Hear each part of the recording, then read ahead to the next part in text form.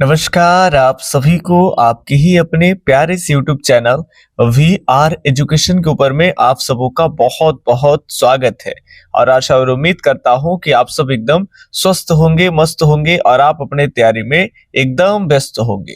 तो चलिए, जो भी बच्चे एस्टेट का एग्जाम दिए थे उनके लिए आज का सेशन है, और जो एग्जाम नहीं दिए हैं, आगे चल करके एग्जाम की तैयारी कर रहे हैं, अलग अलग संगीत के एग्जाम की तैयारी कर रहे हैं वो टीचर बनने के लिए, तो आपके लिए ये बहुत ज्यादा हेल्पफुल होगा। क्योंकि अभी जो है वो आपका एस्टेट का एग्जाम हुआ है बिहार में, तो उसका आंसर की जो है वो आ गया है। तो आपको देखने के लिए मिलेगा कि किस तरह के प्रश्न जो है वो संगीत के अलग अलग एग्जाम में आ रहे हैं, ठीक है। और एक नए नए प्रश्न को आपको कुछ सीखने के लिए भी मिलेगा। तो जो एस्टेट दिए हैं उनके लिए आप आराम से मिलाएंगे, क्योंकि पिछले दिन एक छोटे से क्लास में 50 क्वेश्चन संगीत के हम आपको मिलाए थे, और आज के इस क्लास में 50 क्वेश्चन संगीत के मिलाएंगे जो एस्टेट में आया हुआ है, ठीक है। तो चलिए, दोनों बच्चे आप आराम से देख सकते हैं। चलिए 51 नंबर प्रश्न से आज की शुरुआत कर ले। प्रश्न है कि जो रचनाएं ताल में बंधी न हो करके केवल स्वर में बंधा हो तो उसे क्या कहते हैं। तो देखिए, ताल और स्वर दोनों में अगर बंधा हो तो उसे तो निबद्ध कहते हैं, लेकिन अगर दोनों में से कोई अगर एक में नहीं बंधा हो, तो अगर ताल में नहीं बंधा है, केवल स्वर में ही है, तो भी उसे क्या कहेंगे, अनिबद्ध गान कहते हैं। तो 51 का सी ऑप्शन जो दिया हुआ है एकदम सही है, ठीक है। ध्यान से देखेंगे, कुछ कुछ क्वेश्चन जो है उसमें डाउट है, इसमें भी एक क्वेश्चन है जिसमें डाउट है, हम आगे आपको बताएंगे कि वो कौन सा क्वेश्चन है। क्योंकि अलग अलग लोगों के अपने अपने सेट है, तो उसमें प्रश्न संख्या आगे पीछे हो सकते हैं, लेकिन प्रश्न के ऊपर में आपको देखना है। प्रश्न है कि निम्न में से लावनी के गायन में प्रवीण थे। तो ये सही दे रखा है, वेंकट राव जो है वो लावनी के गायन में प्रवीण थे, ठीक है।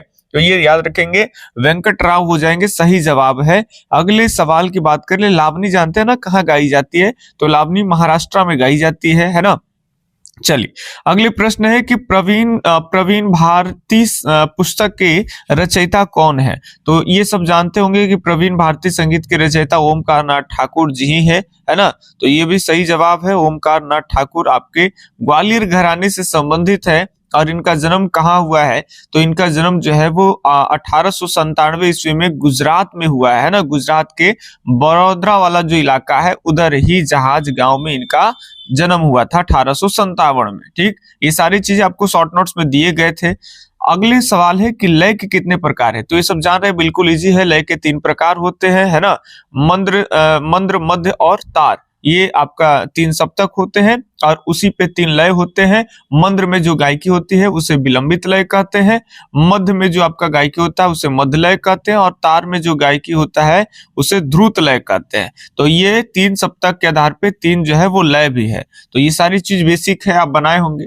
मियां मल्हार का गायन समय, मियां मल्हार की बात करें, चाहे मियां मल्हार हो, बहार हो, भीमपलासी हो, बागेश्वरी हो, ऐसे पीलू है, कई थाट जो है वो आपके काफी थाट के राग है।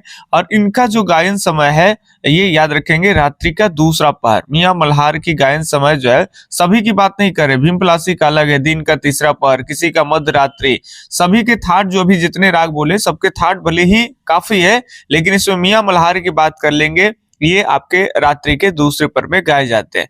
मालूम है मियां मल्हार की रचना कौन किए हैं, तो मियां मल्हार की रचना करने वाले तानसेन ही हो जाएंगे। राग दरबारी की रचना करने वाले तानसेन ही हो जाएंगे। बहुत सारे रागे हैं, ठीक है, सारी कुछ। एक बात और बोलना चाहेंगे कि जिन बच्चों का एस्टेट में बहुत अच्छा स्कोर आ रहा है उनके लिए हमारे तरफ से एकदम बढ़िया वाला कांग्रेचुलेशन, ठीक है।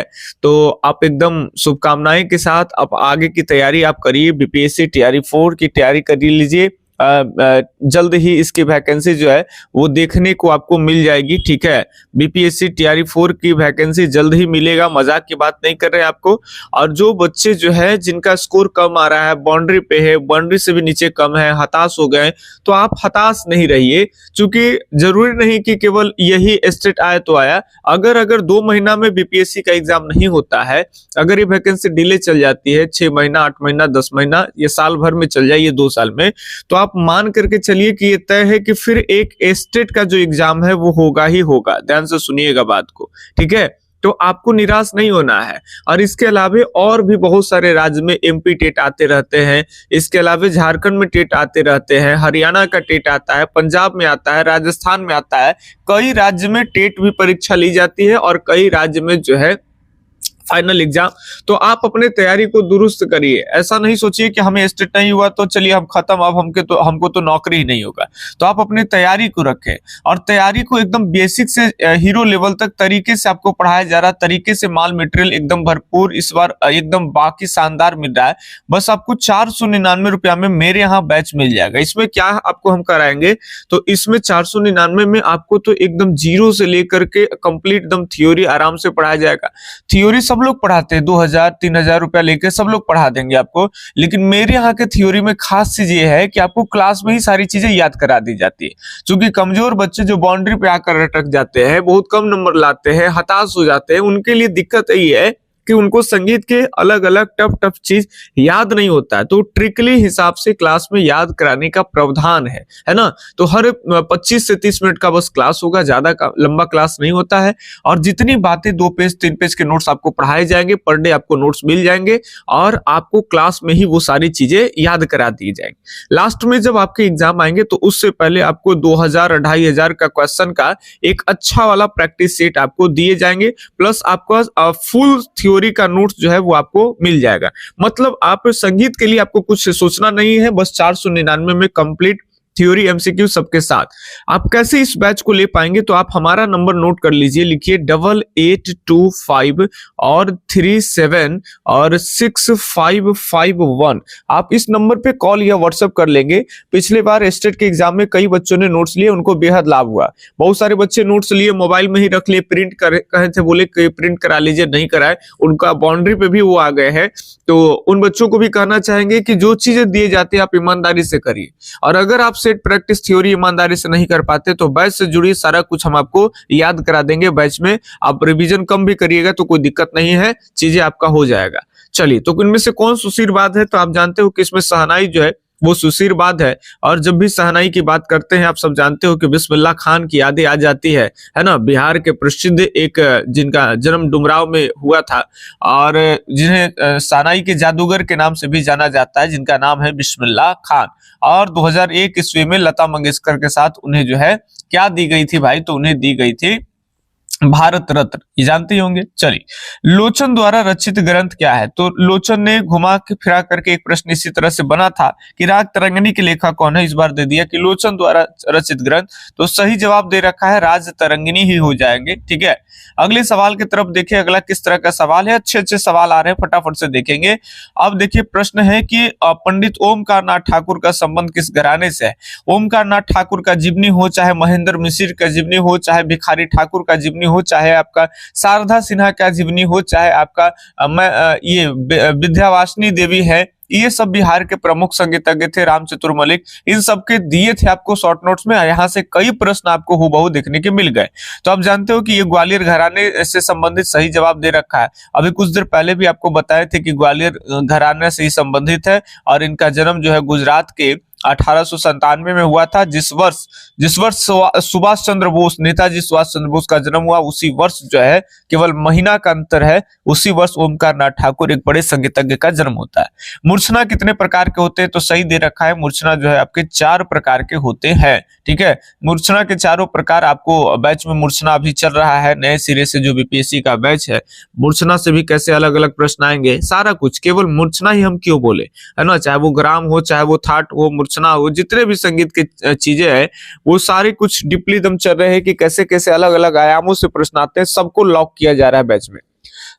षड्ज स्वर और पंचम स्वर का गुणांतर निकालते हैं, उसे क्या कहते हैं, भाग कहते हैं, जोड़ कहते हैं, गुना कहते हैं, घटाव। ये जोड़ गुना घटाव नहीं, उसे कहते हैं भाग। सही दे रखा है, यहाँ पे ए ऑप्शन सही होगा। फटाफट से देखिए, 100 क्वेश्चन कंप्लीट कराने हैं। भारत रत्न से सम्मानित कलाकार है, तो आपको मालूम है इसमें से तो एक जानते ही होंगे कि बिस्मिल्लाह खान को 2001 ईस्वी में भारत रत्न दिया गया।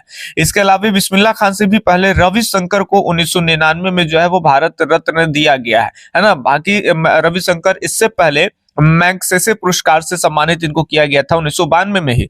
बाद में इन्हें भारत रत्न दिया गया पंडित रविशंकर जी को, जो आप जानते हो कि अलाउद्दीन खां जो थे आपके, उनके ये दामाद थे, है ना, उन्होंने अपनी बेटी का विवाह इनसे किए थे। तो ये दोनों को मिला है, तो इसलिए सही जवाब यहाँ दे रखा है, सी ऑप्शन सही होगा। ए और बी आपका या 1 और 2 दोनों हो जाएगी। ठीक, चलिए अगले सवाल आपका है संगीत पारिजात पुस्तक के रचयिता हैं।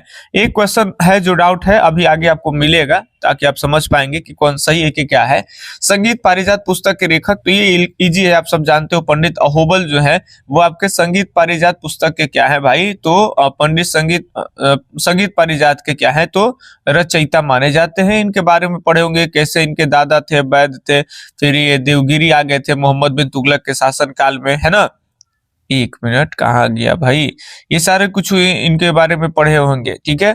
चलिए अगले सवाल बात कर लेंगे। और ये दक्षिण भारत में चल गए थे, देवगिरी वगैरह महाराष्ट्र में पड़ता है, तो ये दक्षिण भारत के जो ग्रंथ है उनको भी धीरे धीरे पढ़ना लिखना जान गए थे। बहुत तरह की इनकी कहानी थी, भास्कर वगैरह के नाम सुने होंगे आप लोग। चलिए, झपताल में कितने विभाग है, तो झपताल 10 मात्रा की ताल होते हैं, इसमें 4 विभाग होते हैं, 2-3-2-3, प्रत्येक पहले विभाग में आपके 2 मात्रा, फिर 3 मात्रा, है ना, फिर 2 मात्रा, फिर 3 मात्रा, ऐसे करके झपताल में चलते हैं। ठीक, चलिए अगले सवाल।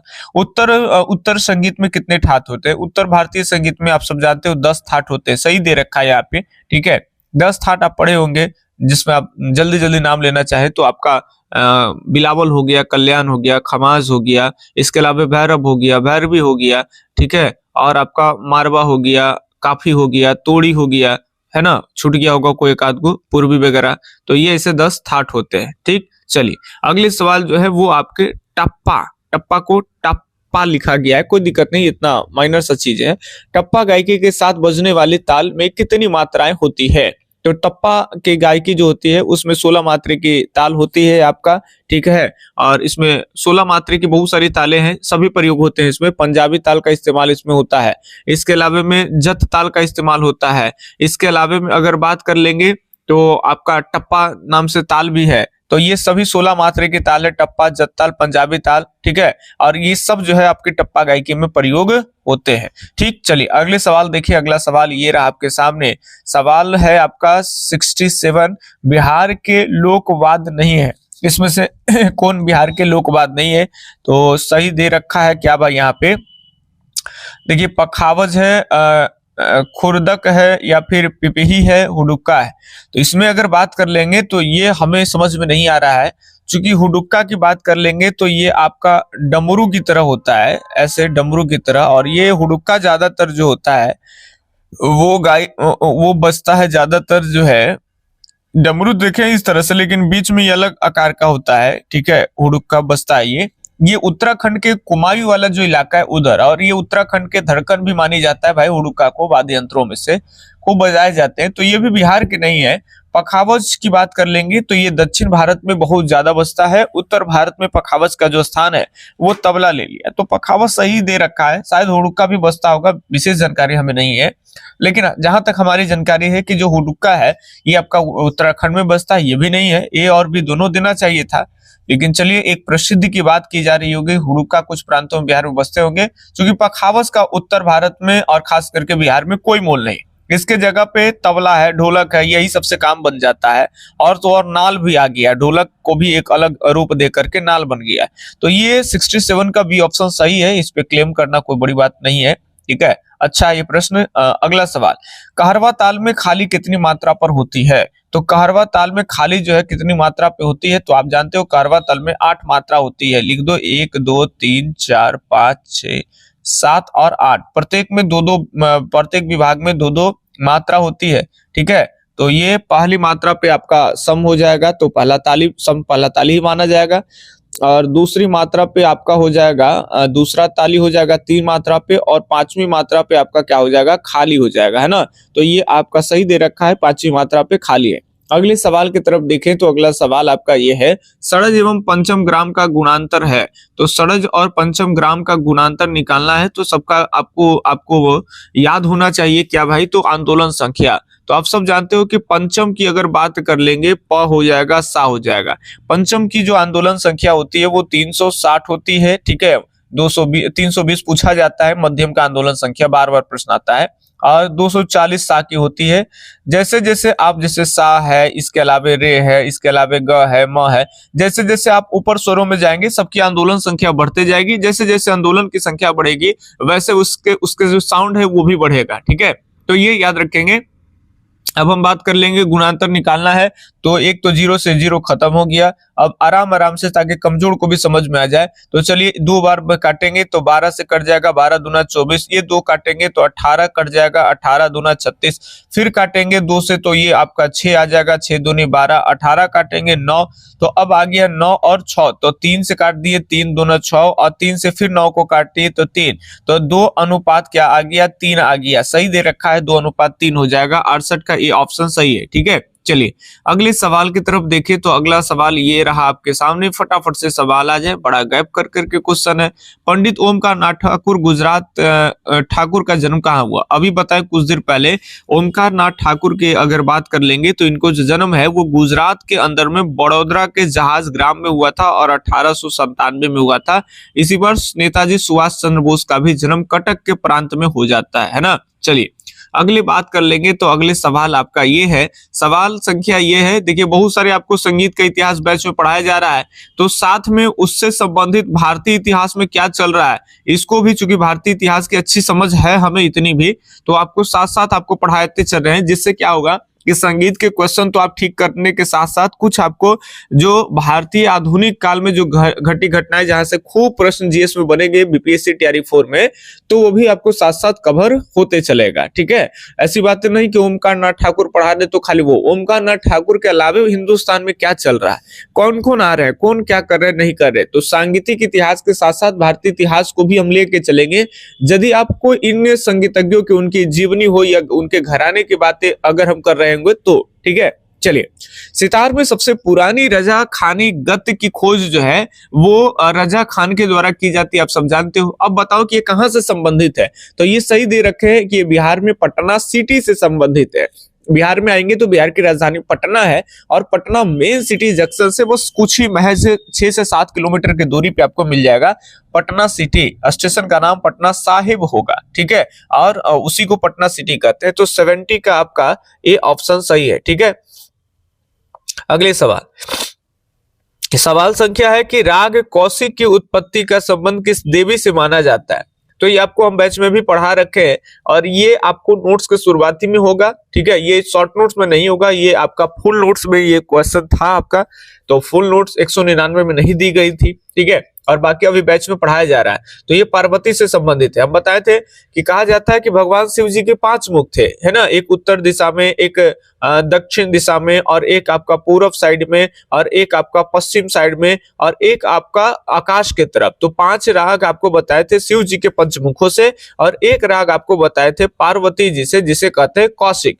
और ये भी बताया कि आज वर्तमान समय में कौशिक को किस नाम से जानते हैं, और बताए थे कि कैसे उत्तर में ऊपर में बादल रहता है, बादल मतलब मेघ, तो ऊपर में बादल है तो नीचे में दक्षिण, दक्षिण और 10 से दीपक, तो नीचे में दीप जला देना है, इधर भाई जी हैं तो उधर हिला रहे, सारा ट्रिक आपको बता दिए है ना एकदम। तो ये भी आपको क्लियर होगा आराम से, कोई दिक्कत नहीं। जो बैच देखे होंगे वो समझ गए होंगे कि चलिए जो भी पढ़ रहे हैं उससे भी क्वेश्चन आते हैं, नहीं तो ऐसे लगता है कि क्या सर ये आएगा नहीं आएगा, क्या करे नहीं करे, आप तो इतनी चीजें बता दे रहे हैं, याद भी करा दे रहे हैं, और क्या इसको रिवीजन करके या याद करके रखेंगे तो प्रश्न बनेगा। तो आप देख सकते हैं कि कैसे प्रश्न आपके कम क्लास में भी कई प्रश्न आपको इसमें से देखने के लिए मिल गए। बताइए सोनी है, भटियार है, ललित है, पुरिया है, ये सब किस थाट से? तो आप सब जानते हो ये मारवा थाट से सही जवाब है। ठीक है, चलिए अगले सवाल की बात कर लेंगे। तो अगला सवाल, ठुमरी में निम्नलिखित में से किसका प्रयोग नहीं होता है? तो नोम तोम का जो आलाप होता है ये ध्रुपद धमार में ये आप होता है, तो ये आप जानते होंगे, तो यही जो है वो नहीं होता। बाकी बोल तान पलटा और मुर्की इन सब का प्रयोग जो है वो ठुमरी में होता है ना।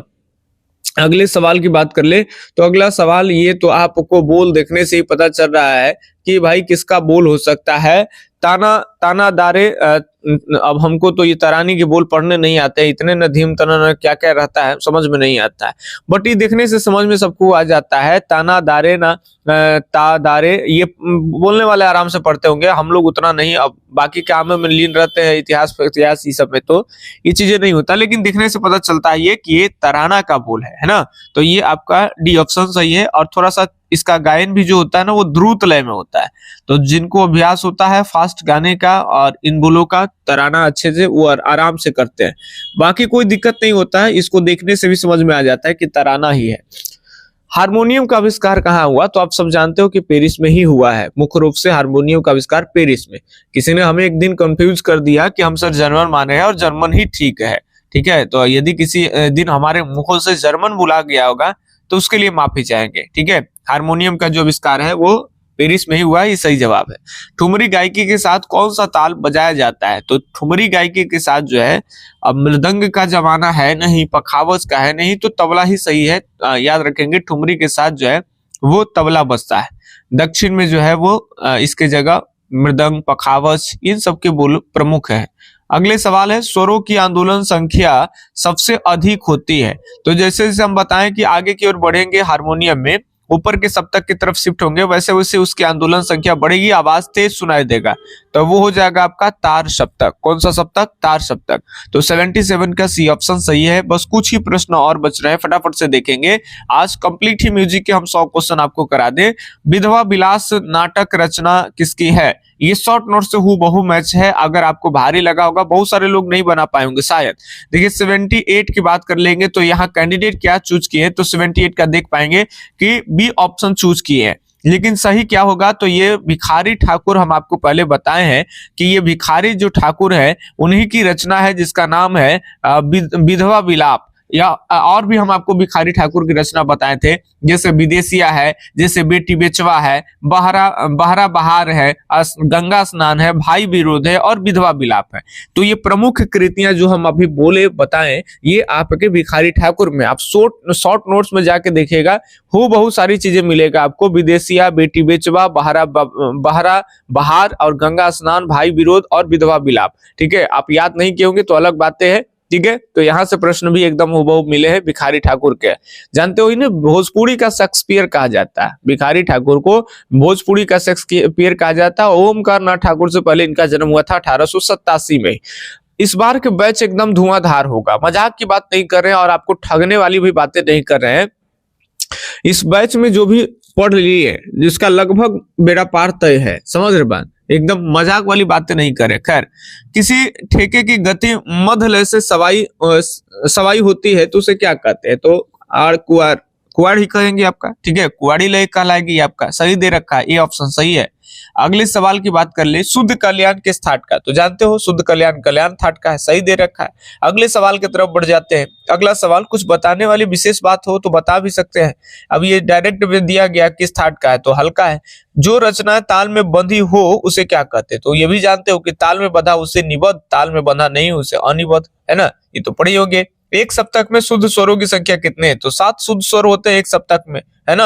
अगर कुल स्वर कहता तो उसमें शुद्ध के साथ विकृत भी आ जाते तो 12 हो जाते। ठीक है, लेकिन शुद्ध ही फरमा दिया गया है, तो शुद्ध है आपके 7 केवल। अगले सवाल देखिए कि नाद के कितने प्रकार है? तो नाद के 2 प्रकार सही दे रखा है, आहत और अनाहत। अब पढ़े होंगे। अगले सवाल के तरफ देखें तो अगला सवाल आपके ये रहा फटाफट से कि राग पुरिया के समप्रकृति राग कौन है? राग पुरिया मारवा थाट के राग है। इसमें मारवा और सोनी दोनों इसके समप्रकृति राग है।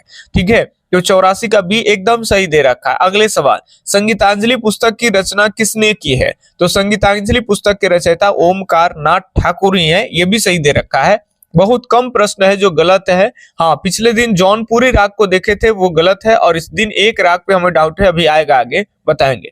अचल स्वर माने जाते, तो सा और पा ये अचल स्वर है, अटूट स्वर है। और बताए थे आपको बैच में कि अचल स्वर को ही किसी और नाम से जाना जाता है, तो वो भी आपको बता दिए। याद आ रहा होगा शायद जो बैच में भी कर रहे होंगे। चलिए, सारी चीज यूट्यूब पे फ्री ऑफ कॉस्ट। थोड़ा सा परेशानी है, हम लोगों का भी पेट वहां से भी चलता है। तो चलिए, आप आराम से, जो भी हताश हो रहे हैं, हताश मत होइए। तैयारी आप सोच करके चलिए। बाउंड्री पे खास करके उनके लिए कि आप बीपीएससी की तैयारी करिए। ठीक है, अगर मान के चलिए कि दोनों में अपना करियर देखिए, अगर हुआ तो भी, ना हुआ तो भी, ताकि इससे दुख भी आपको ना हो। अगर हो गया तो और बढ़िया है, अगर नहीं हुआ तो तैयारी इतना बढ़िया है कि इस बार अगर, ठीक है, स्टेट में तो हम छटक गए हैं, अगली बार स्टेट ले ले, इसके बाद कोई राज्य का टेट आ जाए और आराम से आप भरिए, आराम से पास हो जाइए, नौकरी कर लेना है 1-2 साल के अंदर में, है ना? तो इस हिसाब से करना है, ये नहीं कि अपने ही मन को हताश कर लेना। भैया, आपके शरीर में ईश्वर का दिया हुआ आत्मा है, समझ रहे बात ना? ये जितने भी लोग हैं, जितने भी शरीर चल रहे हैं, सबके अंदर में परमात्मा का ही अंश है, जिसे आत्मा कहते हैं। आत्मा का रिलेशन परमात्मा से होता है। तो ईश्वर आपको भी बनाए तो कुछ सोच के बनाए, इसलिए अपने अंदर की जो आत्मा है उसको हताश नहीं करना है, उसके आत्मसम्मान के लिए जीना है। दुनिया में कुछ नहीं है, जब तक आपकी सांसें चल रही है वही आपका ईश्वर का अंश है, और इसको रूठा के नहीं रखना है, हमेशा पॉजिटिव रखना है, हमेशा एकदम कॉन्फिडेंस मन में रखना है। समझ के बात, दुनिया है जाए, कोई किसी से कोई मतलब नहीं है, लेकिन अंदर का जो आत्मा है ना उसको नाराज मत करो। वो जिस दिन नाराज हो जाएगा, सुसाइड करा देगा, चाहे कुछ भी करा देगा, सारा खेल बिगड़ जाएगा। ठीक है, उसको हमेशा खुश करके रखो, पॉजिटिव करके रखो हमेशा। ठीक है, कुछ नहीं समझ में आता तो किसी हमारे बैच नहीं लेना, किसी और का बैच लीजिए, 1000-2000 रुपया खर्चा कर दीजिए। एक प्रेशर तो बन जाएगा कि चलिए बैच लिए हुए हैं 2000, तो कुछ तो पढ़ते रहिएगा। और जैसे आप पढ़ते रहिएगा ना तो ये तो फीलिंग आ जाएगा कि चलो उस बार नहीं हुआ तो इस बार हो जाएगा। ये जो हताश मन है उसको आप दूर कर सकते हो। चलिए बाकी हम अगले प्रश्न के ऊपर में देखें कि प्रसिद्ध फिल्म बैजू बावड़ा में पार्श्व संगीत देने वाले कलाकार कौन है। तो ये जो आपका बैजू बावड़ा जो फिल्म है, इसमें आपका एक बहुत बड़े नाम आता है। बैजू बावड़ा फिल्म से ये प्रश्न भी आता है कि इसके संगीतकार कौन है, तो नौशाद हो जाते हैं ना। इसके संगीतकार नौशाद है, ये बहुत बढ़िया प्रश्न बनता है, लेकिन ये नहीं पूछ करके पूछ दिया गया है कि इसमें संगीत देने वाले कलाकार कौन है। तो हालांकि ये लोग नौशाद संगीतकार हैं, संगीत दिए हैं, लेकिन इसमें गायक अलग अलग है। ठीक है, गायक के अगर गायक की बात कर लेंगे तो उसमें आपका मोहम्मद रफी है, एक बड़ा नाम बॉलीवुड का। लता मंगेशकर जिन्हें 2001 में भारत रत्न से नवाजा गया, और साथ साथ आपका बीडी पलुस्कर भी है। ठीक है, सॉरी बीडी नहीं, डीबी पलुस्कर। तो ये आपका बी ऑप्शन जो दे रखा एकदम सही है, इसमें कोई काटने वाटने की जरूरत नहीं है। ठीक है, तो ये 87 का बी सही है। ठीक है, बी ऑप्शन सही है। और इसमें जो संगीतकार अगर पूछता तो हो जाते नौशाद। कई एग्जाम में संगीतकार पूछा गया है, तो ठीक है, तो वो बैजू बावड़ा फिल्म याद रखेंगे, उसके संगीतकार नौशाद हैं और इतने जो है वो गायक हैं। चित्रवीणा में कितने तार आते हैं, तो सही दे रखा, चित्रवीणा में 7 तार आते हैं। नाद किसे कहते हैं, तो व्यवस्थित रूप से सुनाई देने वाली ध्वनि, किसी भी प्रकार की ध्वनि, अव्यवस्थित रूप से सुनाई देने वाली ध्वनि, उपरोक्त सभी। अव्यवस्थित रूप से सुनाई देने वाली ध्वनि को नाद नहीं कहते हैं, तो ये तो ऐसे गलत हो गया, तो डी ऑप्शन भी गलत हो जाएगा। अब देखिए, किसी भी प्रकार की ध्वनि, ऐसा नहीं है, बहुत सारे ध्वनि है जो आपको सुनाई देता है, हमें भी सुनाई देता है, लेकिन उसका इस्तेमाल हम जो है संगीत में नहीं करते हैं। तो सही जवाब आपका ये ऑप्शन होगा कि व्यवस्थित रूप से सुनाई देने वाली जो ध्वनि है उसे ही नाद कहते हैं। अगले सवाल की तरफ देखें, तो अगला सवाल ये है आपका, फटाफट से देखेंगे कि गज से बजने वाला वाद्य यंत्र, सही दे रखा है, तत्वाद जो है वो उसका हम लोग गज से बजाते हैं। ठीक है, अगले सवाल, पूर्वी लोक गीतों के रचनाकार महेंद्र मिश्र कहाँ के रहने वाले थे, तो महेंद्र मिश्र छपरा के रहने वाले थे, एकदम सही दे रखा है। इनकी बहुत कृतियां हैं, अंग्रेजों के टाइम में नकली नोट छाप छाप कर करके, और ये अंग्रेजों से जो है वो कहीं ना कहीं विरोध कर रहे थे। अंग्रेज नकली नोट छापने के जुल्म में इनको जेल में डाल दिया गया था। इनके कई गाने हैं, आप सुने होंगे कि अंगूरी में डसले बिया नगिनिया रे, हे ननदी दियारा जरा द अपना भैया के बुला द, पोरे पोरे उठेला लहरिया रे, समझ रहे बात, अजियारा जरा दा, इसे करके आप गाने सुने होंगे, बहुत पुरानी गाना है, ये आपका महेंद्र मिश्र का ही है। इसके अलावा जब अंग्रेज इन्हें गिरफ्तार कर लिए थे, स्वतंत्रता सेनानी कहे जाएंगे, नकली नोट छापने के बगावत के खिलाफ में, तो वो गाना वो बनाए थे कि हमारा निको न लागे राम गोरन के ही करनी, समझ रहे बात ना। तो बहुत पॉपुलर आदमी है और ये पूर्वी के जादूगर कहलाते हैं। यहाँ पूर्वी लोकगीतों के रचनाकार दिया है, लेकिन आप याद रखेंगे कि अगर पूर्वी के जादूगर कहे तो महेंद्र मिश्र हो जाएंगे, और अगर भोजपुरी के शेक्सपियर कहे तो भिखारी ठाकुर हो जाएंगे। ठीक है, ये सब छपरा से संबंधित है दोनों कलाकार, और बहुत बिहार के लिए पॉपुलर संगीतकार कहिए जो कह लीजिए। ठीक है, जो गीतों की भी रचना करते, गाना भी खुद बनाते थे, आराम से गाते थे, बहुत प्रसिद्ध व्यक्ति थे। चलिए, कंठे महाराज, जान रहे कि तबला से संबंधित है और बनारस घराना से संबंधित है, तो ये बातें तो आराम से आप कर सकते थे, और ये भी आपको जो एमसीक्यूज था उसमें से आए हैं। अगर जो एमसीक्यूज जो दिए थे वो, और जो थ्योरी नोट्स दिए थे वो, अगर जो आराम से किए होंगे उनको दिक्कत नहीं होगा। दरबारी कान्हरा की जाति है, तो दरबारी कान्हरा की जाति यहाँ संपूर्ण साड़प दे रखा है, लेकिन दरबारी कान्हरा में वक्र का प्रयोग होता है। वक्र संपूर्ण जाति का ये राग है। कई जगह पे आपको संपूर्ण जाति का राग मिलेगा, लेकिन इसमें कुछ स्वरों का कुछ स्वरों का जो है वो आपका वक्र प्रयोग होने के कारण इसे वक्र संपूर्ण कहते हैं, लेकिन यहाँ पे आपका साड़प दे रखा है। तो इसमें कुछ लोग ऐसे मानते हैं कि आने के टाइम में जो है वो आपके लौटने के टाइम में कुछ स्वरों का इस्तेमाल नहीं होता है इसमें। अब यहाँ पे गाने तो नहीं बनता है, एक लय पकड़ा जाता है बोलते बोलते हाई स्पीड, तो जो भी हो, आरोह में इसमें नी सा रे ग रे सा इन स्वरों का इस्तेमाल होता है। नहीं बोला पाएगा हमसे, लय अलग हो जाता है फास्ट बोलने टाइम में। ठीक है, तो नी सा रे ग रे सा और म प ध नी रे ध नी सा, ध कोमल नी कोमल ग कोमल और नी कोमल। तो इसमें मुख्य रूप से अगर देखें तो 7 स्वर जाने के टाइम में आरोह में लगते हैं और अवरोह में जो है वो एक स्वर नहीं लगते हैं। सा तार सप्तक वाली सा हो जाएंगे, कोमल धा हो जाएंगे, नी हो जाएंगे, पा हो जाएंगे और इसके बाद म फ ग में कोमल आ जाएगा और म रे सा एक स्वर नहीं लगते हैं। तो उस लिहाज से अगर हम देखें तो आराम से ये संपूर्ण साडव होगा। अगर कम ये आप क्लेम करते हैं वक्र संपूर्ण के लिहाज से तो यकीन मानिए कि आपको नंबर नहीं मिलने वाले, पैसा भी बर्बाद जाएगा, मेहनत भी बर्बाद जाएगा। क्योंकि कई जगह पे हमने देखा है कि ये दरबारी कांढरा को संपूर्ण साड़व जाति की भी राग मानी जाती है। इसके जो रचनाकार है वो मियां तानसेन ही है। ठीक है, चलिए घनबाद है आपके, तो घनबाद ये आपका जल तरंग है। ठीक है, बी ऑप्शन सही है। चलिए अगले सवाल, हिंदुस्तानी स्वर शुद्ध ऋषभ कर्नाटकी संगीत में किससे मेल खाता है?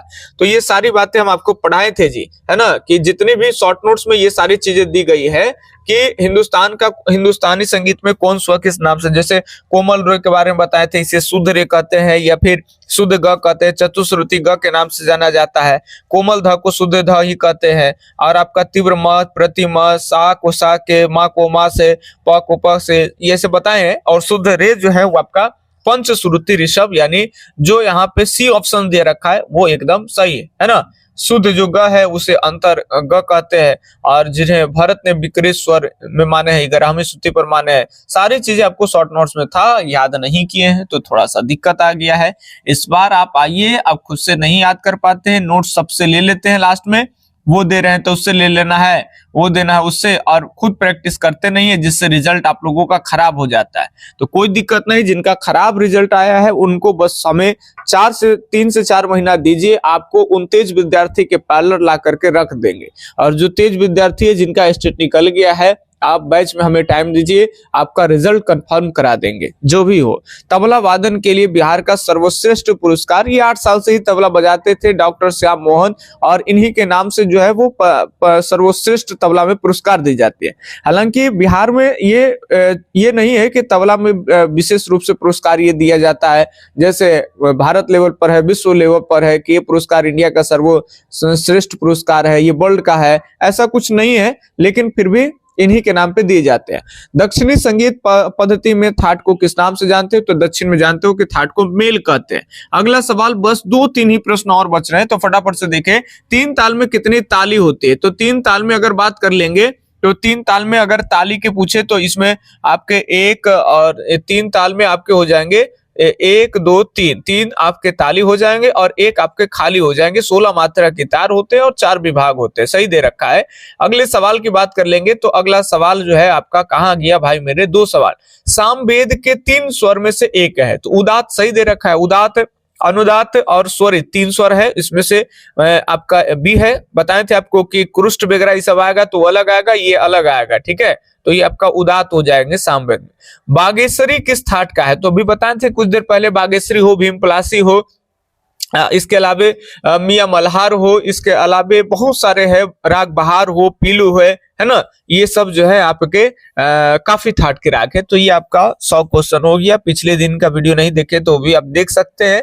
इस तरह से पहले शिफ्ट का 100 क्वेश्चन करा दिए, ठीक है। अगले दिन थोड़े थोड़े कर करके सेकंड शिफ्ट के भी प्रश्न आपको हम दिखाते चलेंगे, बताते चलेंगे। और एक बार और रिक्वेस्ट है कि अभी तक आप लोग सेशन को लाइक नहीं किए हैं तो प्लीज लाइक कर दीजिए, ठीक है। बाकी संगीत के कुछ अच्छे अच्छे प्रश्न जो है वो बीच बीच में ला करके यूट्यूब पे भी कराते चलेंगे। बैच से जहां भी टाइम हमें मिलेगा, सप्ताह में 1 दिन 2 दिन, तो आपको लिए यूट्यूब पे प्रश्न आएंगे। बाकी बहुत सारे लोग यूट्यूब पे हमेशा डेली प्रश्न कराते हैं, आप उसको कर सकते हैं। हमें थोड़ा सा स्कूल वगैरह इन सब के बाद समय कम मिलता है, इसीलिए यूट्यूब पे कम क्वेश्चन कराते हैं। ज्यादा जो टाइम मिलता है उसमें नोट्स बनाना, बैच में क्लास लेना, इन सब पे हम देते हैं, ठीक है।